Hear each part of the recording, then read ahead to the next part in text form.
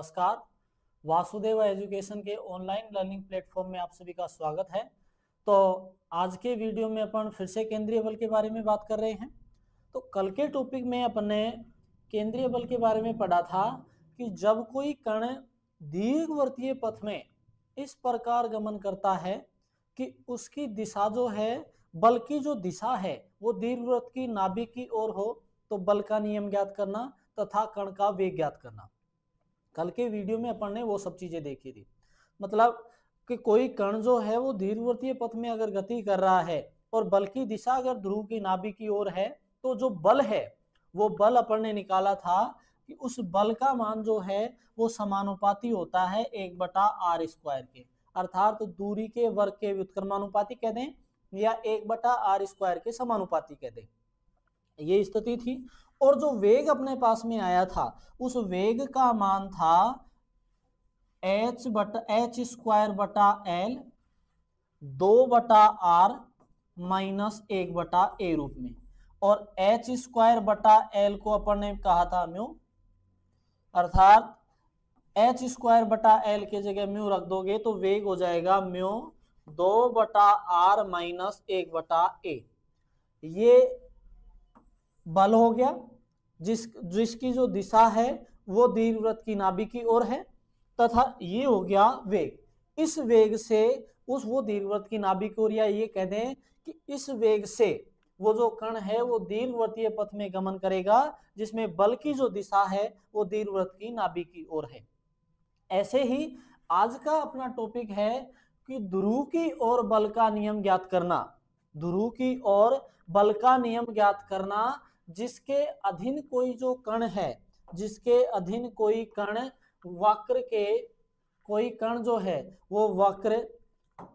r⁴n बराबर a⁴n कोस n theta को निर्मित करता है। मतलब अब जो कण गति कर रहा है, अब गति करने वाला जो कण है उसके वक्र का जो समीकरण है वो r⁴n बराबर a⁴n कोस n थीटा में गमन कर रहा है। वो जो वक्र गति कर रहा है, वो कण जो गति कर रहा है इस वक्र में गति कर रहा है, अर्थात समीकरण नंबर 1 वक्र का समीकरण है। अब यहां से ये करें कि यहां से या तो इस समीकरण को r के बराबर कर ले, या तो इस समीकरण को r के बराबर कर ले, या अपन ने ये माना था कि माना r बराबर में 1/u, r बराबर में 1/u था, r के जगह 1/u समीकरण में रखोगे तो 1/u⁴n बराबर a⁴n कोस n थीटा,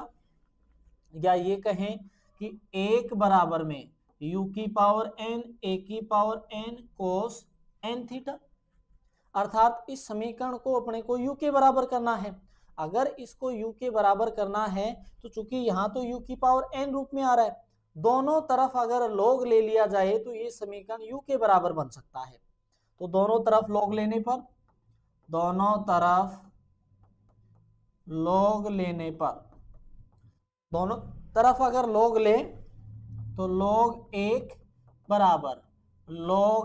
u⁴n a⁴n कोस n थीटा, क्योंकि log 1 जो है इसका मान 0 और log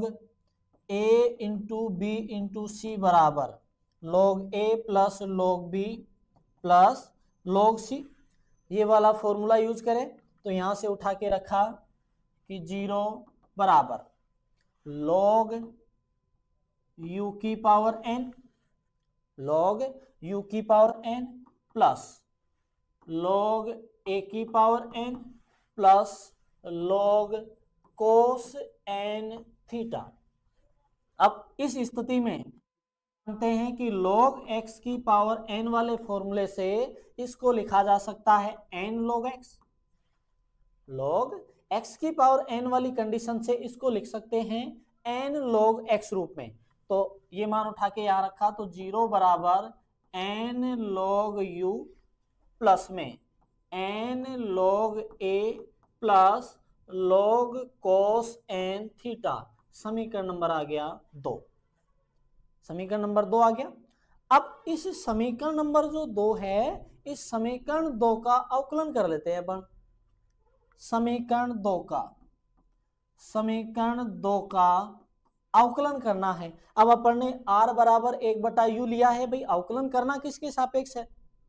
अवकलन करना किसके सापेक्ष है? तो इस स्थिति में जो परिवर्तन है वो r और थीटा के सापेक्ष हो रहा है। r का मान बराबर है u के, तो u का मान जो है वो थीटा के अनुसार परिवर्तित होगा। तो समीकरण 2 का थीटा के सापेक्ष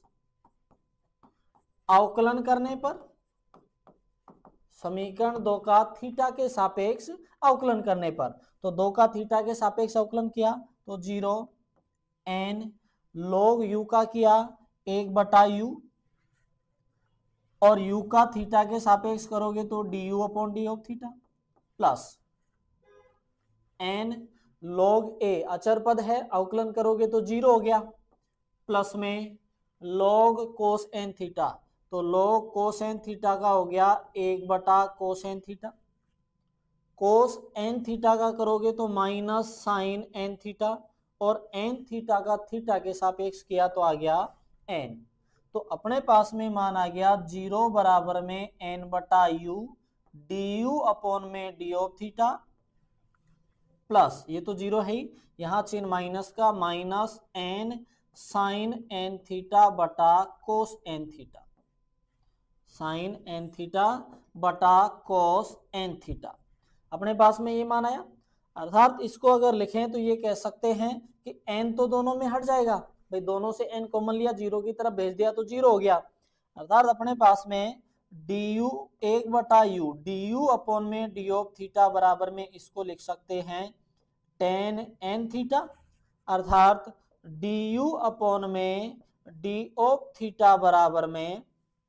u tan n theta, du upon D of theta का मान ये आ गया। अब du अपॉन में डी ऑफ थीटा का मान, इसको नेक्स्ट समीकरण दे दिया, ये हो गया समीकरण नंबर 3।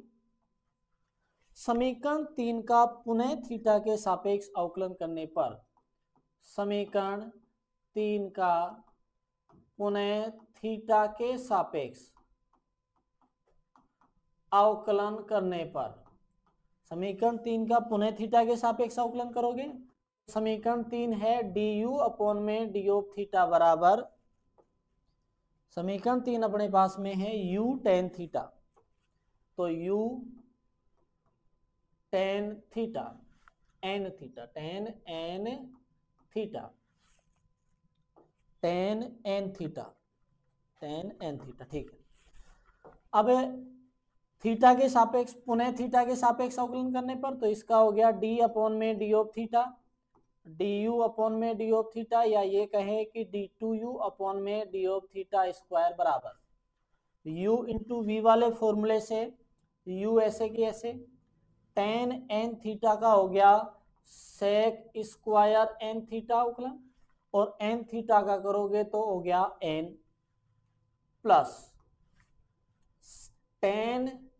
n थीटा ऐसे के ऐसे, u का किया तो du अपॉन में d of theta, du upon D of theta का मान समीकरण नंबर उठाएं 3 से, तो ये है अपने पास में, तो u n sec square n theta plus tan n theta है ही है,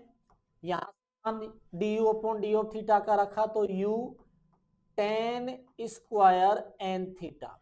अर्थात दोनों से अपने पास में कॉमन आ गया u कॉमन अपने पास में आ गया, तो यहां मान अपने पास में बच जाता है u, n भी है क्या देख लेते हैं एक बार, यहां है du अपॉन में डी ऑफ थीटा, n से n हट चुका था, ठीक है नहीं है, तो यहां मान अपने पास में आया u n sec square n theta, अर्थात यहां से कॉमन अपने पास में निकल गया इसका u, यहां बचा n sec square n theta plus tan square n theta,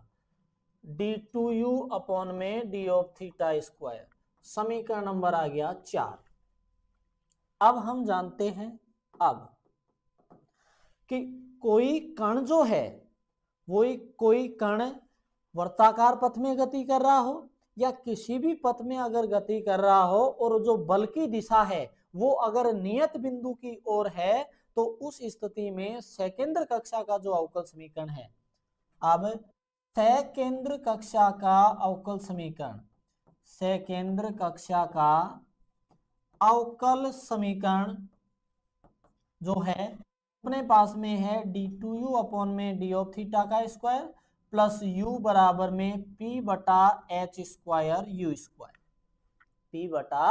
h square u square. ये मान उठाएं और इस समीकरण में रख दिया,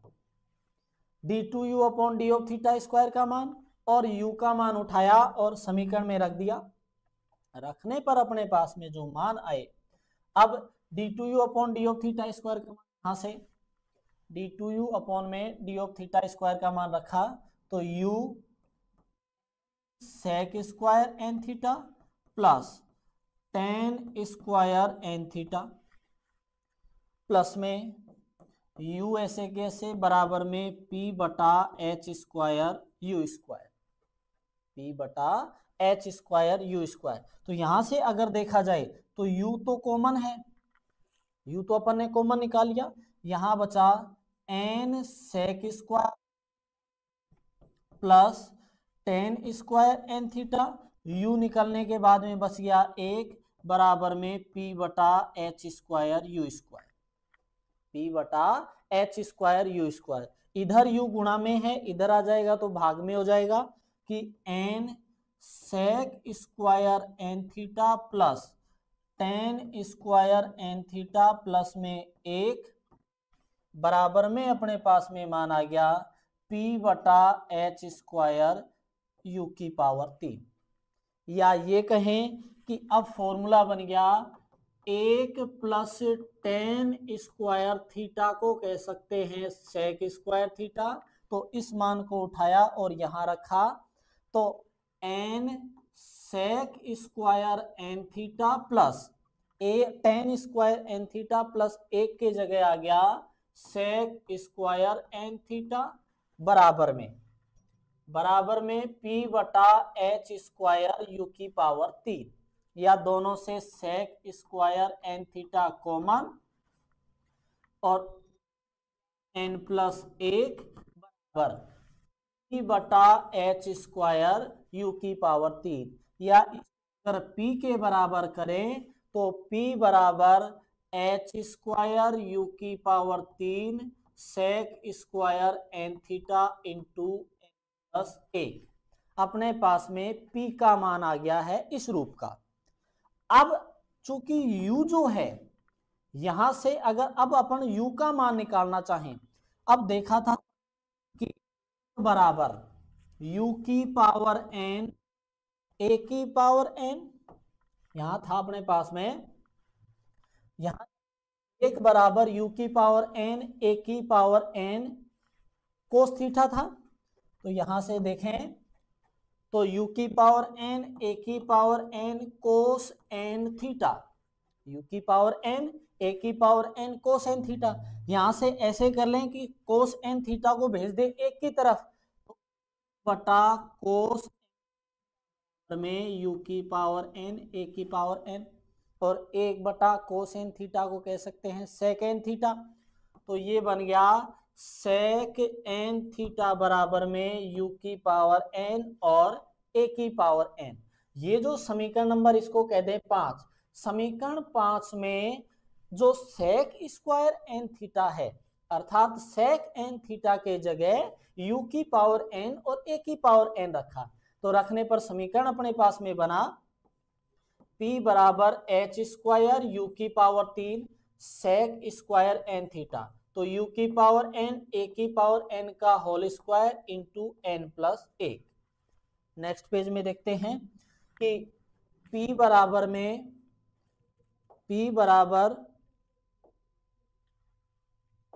मान अपने पास में नेक्स्ट पेज में आ जाएगा p बराबर में h स्क्वायर u की पावर 3 a की पावर n u की पावर n होल पावर तो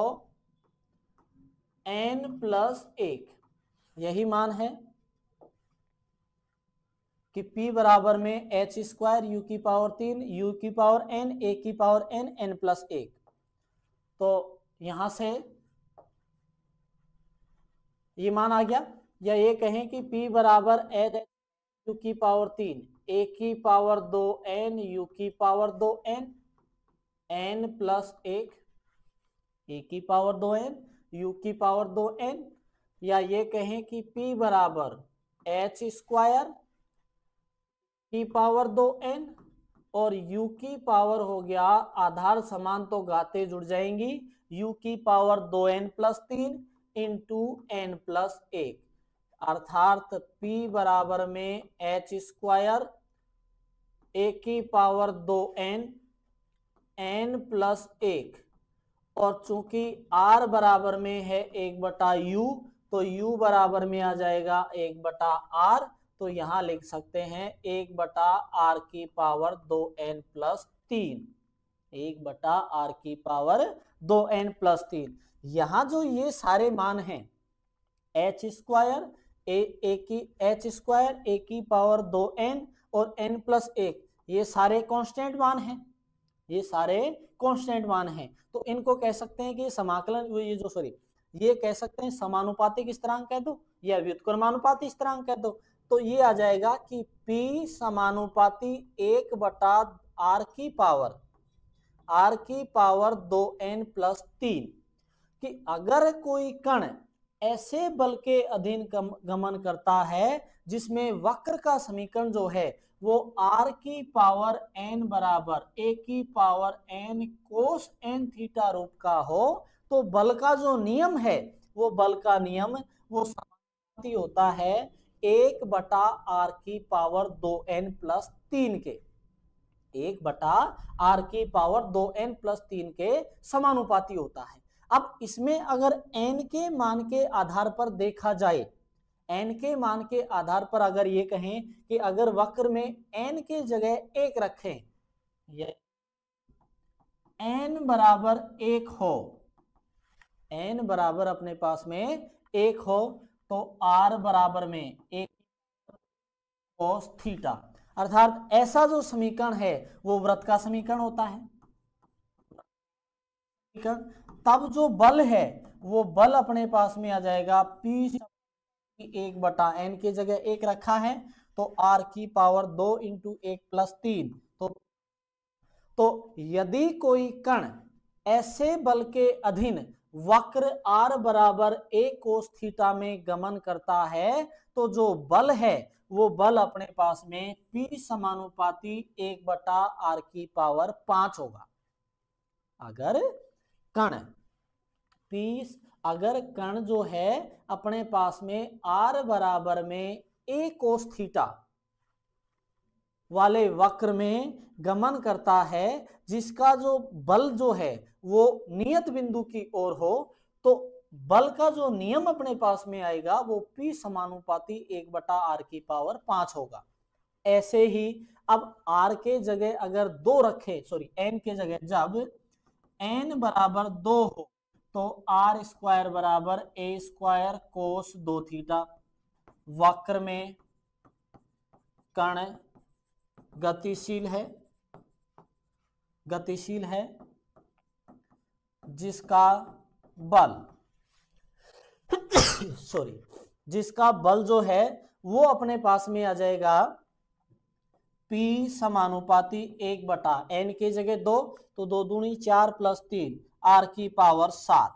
उस स्थिति में बल का नियम ये हो जाएगा। ऐसे ही अगर माइनस में रखें या प्लस में मान अपन रखते जाएं, जैसे 1 रखा, 2 रखा, 1/2 रखें, 1/-2 रखें,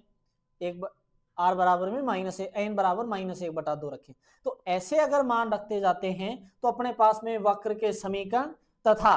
बल का नियम, बल पता चल जाता है कि इतना जो बल है वो केंद्र की ओर लग रहा है, जिसकी वजह से वो उस वक्र में गति कर रहा है।